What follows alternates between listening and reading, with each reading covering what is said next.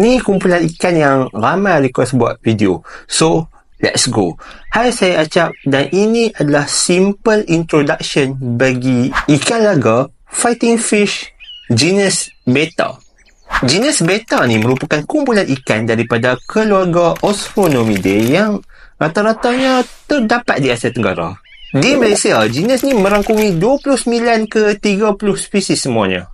Jadi hari ni kita akan list down beberapa spesies daripada genus ni yang terdapat di Malaysia. Sebab nak list down semua 30 tu memang terlalu panjang lah untuk video yang pendek ni.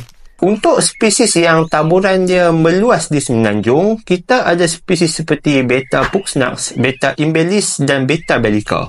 Manakala untuk spesies yang taburan dia meluas di kedua negeri Borneo, Sabah dan Sarawak, kita ada spesies seperti Betta baluga. Untuk taburan yang merangkumi 2 atau 3 negeri, ni di Semenanjung, saya bagi contoh di Pahang dan Terengganu, kita ada Betta touche dan juga Betta wasri. Banyak spesies yang eksklusif di satu negeri je, seperti Betta livida di Selangor, Betta stigmosa di Terengganu, Betta apollon Kelantan, Betta omega di Johor. Kalau di Sabah Sarawak pula, kita ada Betta ibanorum di Sarawak, dan di Sabah kita ada Betta cini dan Betta gladiator. Jadi ini adalah video yang serba ringkas lah berkenaan dengan jenis Betta. InsyaAllah di masa depan kita akan sentuhlah beberapa spesies dekat dalam jenis tu. Ini perancangan untuk masa depan lah nanti kita buat.